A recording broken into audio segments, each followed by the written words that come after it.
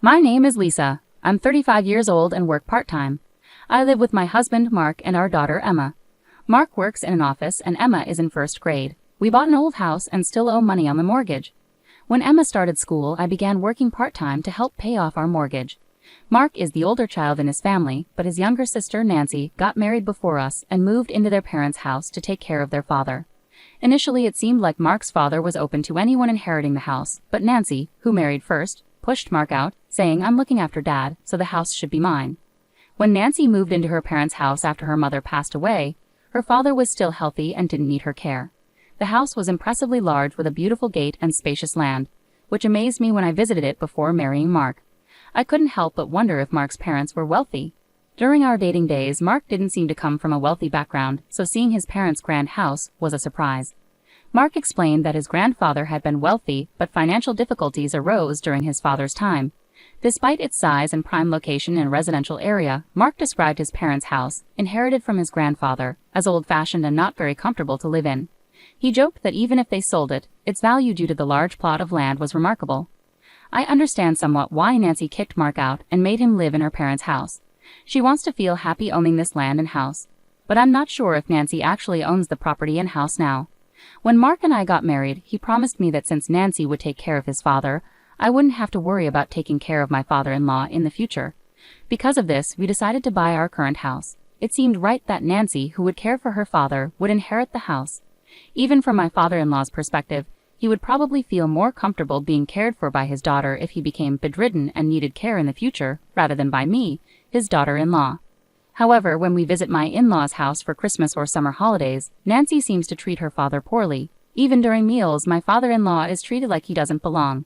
When Mark or I try to sit with him, Nancy gets angry and says, "Dad prefers to eat alone, so leave him be. Don't interfere." After meals, when I visit my father-in-law's room to chat, he expresses his unhappiness with Nancy. "I don't want to stay in this house because Nancy makes things difficult." According to my father-in-law, he always eats separately from Nancy's family and gets fewer side dishes. Despite this, Nancy still takes a significant amount of money from her father for living expenses, even though he lives on a pension. Despite saying she would take care of him, Nancy doesn't do his laundry or much housework. My father-in-law does most of the cleaning inside and takes care of the gardening. Because Nancy ignores her father, even her husband and children who live with them don't treat my father-in-law with respect.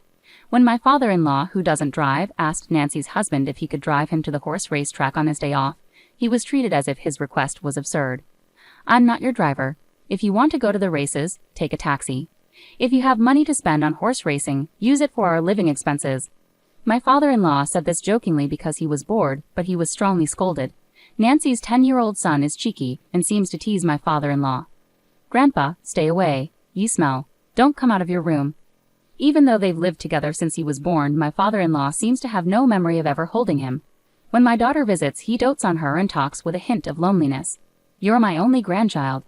When I heard those sad words, I started feeling sorry for my father-in-law. Every time we visit his house, my husband gets upset and tells Nancy to treat their father better. In response, my sister-in-law angrily argues back at my husband. "I am treating Dad just fine. Are you trying to take this house away from me? I won't let anyone have this house." My husband finds it troubling how fixated my sister-in-law is on the house. Then my father-in-law had a fall at home. The house isn't set up for elderly people, and he tripped over a small step, fracturing his right hand. Thankfully, he didn't suffer any other injuries and didn't need to go to the hospital, but it's difficult for him to do anything without the use of his dominant hand. We visited him and were shocked to see how weak he'd become. Not only can he not use his right hand, but he can barely move and clearly needs help. Despite this, my sister-in-law's family completely ignores him and doesn't take care of him. He can still manage to get to the bathroom on his own, but eating is quite challenging for him. My husband immediately confronted my sister-in-law, asking, "Why aren't you looking after Dad?" My sister-in-law seemed not to understand why my husband was upset and laughed it off. "A broken hand is no big deal. Stop overreacting. He can walk by himself and he's not complaining." It seems my father-in-law, used to being neglected, finds it hard to stand up to my sister-in-law, and she probably knows it. My husband was even more furious. "Isn't it obvious that we should take care of our parents?" he exclaimed. Hearing this, my sister-in-law smirked and replied, "Same goes for you, Mark. You take care of Dad. I don't want an old man with hardly any money." I was enraged at how my sister-in-law could talk about her own father that way, but she continued, "Taking care of a father who only has a small pension isn't worth it." Her words were so cruel that I couldn't hold back and spoke up. Fine, we'll take care of him. He won't heal properly if he stays here. My husband agreed, and we decided to move my father-in-law out of his house right away. While we packed his belongings, my sister-in-law started making demands. Just because you're taking care of Dad doesn't mean you get the house, she insisted. It was clear my sister-in-law cared more about the house than her father. My husband brushed off her remark. Don't worry about it.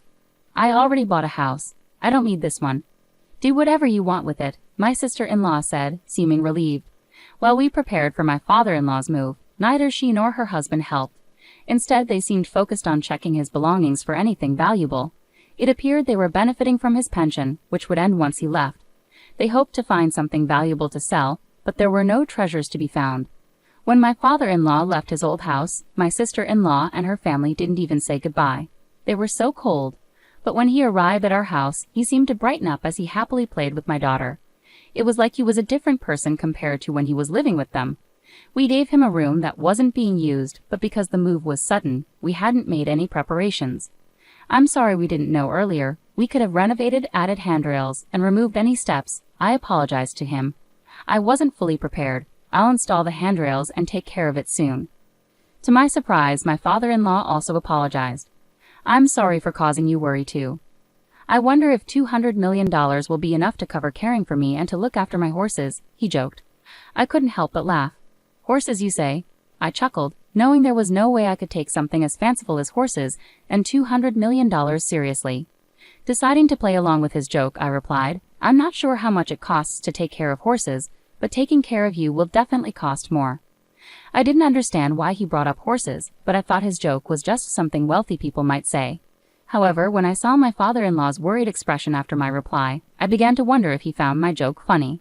Then he started speaking seriously. Does it really cost that much to take care of someone? All I have left is $200 million. Looking at his serious face, I realized his earlier joke wasn't really a joke at all. Panicking, I tried to explain, I was just joking. $200 million is more than enough. In fact, it's too much. I immediately went to my husband to ask about the horse business and the $200 million. My husband seemed just as puzzled, but then he remembered something about his grandfather being a landowner. Remember how I told you my granddad was quite wealthy? Maybe Dad owned horses, my husband speculated. Together we approached my father-in-law to hear the full story. It turned out that he had owned horses for many years, and his frequent visits to the racetrack weren't for betting but to check on his own horses. He had never shared this with his family, so my husband and his sister had no clue. Now, with his broken hand, he was starting to seriously think about his future. He worried that mentioning his ownership of horses and having assets worth $200 million to his daughter and son-in-law might lead them to demand it from him, especially after my comment about home modifications. Feeling concerned, he decided to confide in me about his horses and financial situation. Understanding his apprehension, my husband reassuringly said, I'm not sure how much it costs to care for horses, but with $200 million, you should be fine. We'll handle your care expenses, so don't worry about it. My husband's confident assurance put me at ease. After confirming with the person who had always looked after his horses that everything was in order, we settled the issue about the horses. Knowing now that my father-in-law was quite wealthy, I started to see him in a new light. I thought that once his daughter realized he had significant assets, she would regret kicking him out. Imagining her regret brought me some satisfaction. Since my father-in-law moved in with us, our lives had changed. Balancing my part-time job with caring for him was challenging, but my husband and I managed together.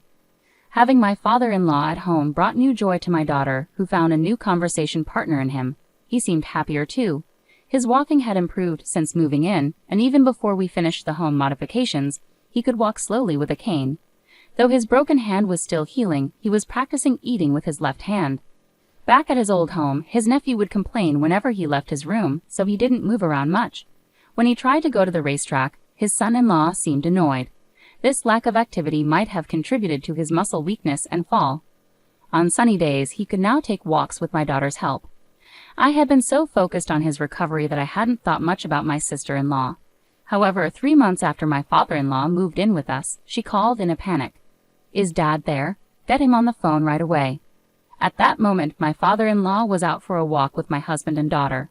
When I told my sister-in-law this, she became even angrier. You knew, didn't you? You knew that house was rented. That's why you took Dad to cause problems for us. I was confused by her accusation. She seemed to be implying that their house was rented, but she had always claimed it was theirs. Even if it was still in my father-in-law's name, calling it a rented house didn't make sense to me.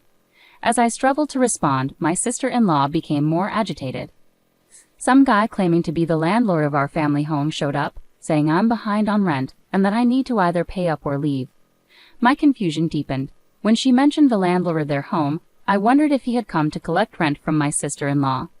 Right then, my father-in-law returned home, so I quickly explained the situation and handed him the phone to speak with my sister-in-law. With a hint of anger, he addressed the daughter who had driven him out of his own home, saying, "Didn't you know the house was rented? It belongs to the company where my father was the CEO. I've been paying the rent until you kicked me out." My father-in-law sounded distant and angered, and my sister-in-law, sensing his frustration, shouted back over the phone, "I never heard about this. I'm coming over right now, so wait for me." About 30 minutes later, my sister-in-law and her husband arrived, their faces flushed with anger. They seemed surprised to see my father-in-law walking independently, but the focus quickly turned to the pressing issue.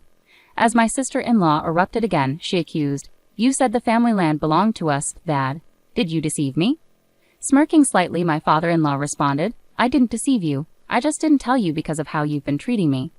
My sister-in-law was left speechless by his comment, and her husband intervened, saying, "Setting that aside, can you please pay the rent? If not, we'll be evicted from the house." My father-in-law chuckled dismissively. "Why would I pay rent for a house where I no longer live? After you kicked me out, isn't that a bit unreasonable to ask?" Unable to counter his logical response, my brother-in-law fell silent. Then my sister-in-law spoke up. "Dad, were you planning to make life difficult for us all along? You seem more energetic now than when you were living with us, even with your injury." Stepping in to clarify, I said that's because he's been doing daily rehab exercises, practicing walking, and working on using his injured hand. My father-in-law nodded in agreement. "Being kicked out by you was actually a blessing. Since moving in with Mark, we eat together as a family, and I feel valued." My sister-in-law and her husband were left speechless. Just then, my daughter innocently revealed my father-in-law's true situation. "Grandpa, your horse is racing in the next horse race, right?" My father-in-law grinned and replied to my daughter, "It's racing this Sunday. How about we go watch it together?" Excited, my daughter ran off, but my sister-in-law and her husband quickly caught on and asked him, "Dad, do you really own a horse? Are you a horse owner?" With a self-satisfied look, my father-in-law answered, "I didn't say anything because I knew if I mentioned money, you'd try to take it. And talking about horse racing always annoyed your husband." Suddenly, my father-in-law's demeanor turned serious. His stern expression sent a chill through me. As he spoke slowly, the tension in the room grew even thicker. "I no longer consider someone like you, who disrespects your own father, as my daughter. I knew you moved in with me hoping for inheritance." Caught off guard by my father-in-law's stern tone, my sister-in-law looked visibly stunned. His final words, "You won't get a single cent of my inheritance," seemed to deliver the final blow. Hearing this, my sister-in-law appeared shocked and staggered. Her husband, who had been supporting her, also seemed defeated. They both slumped their shoulders and quietly left. The rent for my father-in-law's house turned out to be a substantial amount, far beyond what my sister-in-law and her husband could afford. They had no choice but to move out. Neither my husband nor I knew that the house was rented until this incident, and my husband later confirmed it with his father. After leaving, my sister-in-law, who had been careless with money when rent wasn't a concern, suddenly faced financial hardship. Their spending habits proved hard to change, and they relied heavily on credit cards, leading to mounting debt. I heard they moved to her husband's parents' house since they could no longer rely on my father-in-law, but I'm unsure what happened next. Since we started living with my father-in-law, things have been incredibly smooth. Despite his initial injury, his hand healed well, and he regained strength in his legs and hips to the point where he can now manage everything independently. He's become so energetic that he even goes jogging with my daughter. He's truly transformed since we first moved in. Following that incident, my father-in-law has been having serious discussions with my husband about various matters, including planning for the future and even drafting a will. I'm not sure what's in the will, but I suspect he's made arrangements so that his daughter won't inherit anything. What made me especially happy was when my father-in-law paid off the remaining balance of our home loan. We had almost 20 years left on the payments, so I'm incredibly grateful he took care of it ahead of schedule. With the loan cleared, my father-in-law is now considering renovations to make our home more accessible. He talks about his plans with a smile, but when he jokes about being able to stay in bed anytime, I gently remind him that I want him to stay healthy and active for as long as possible.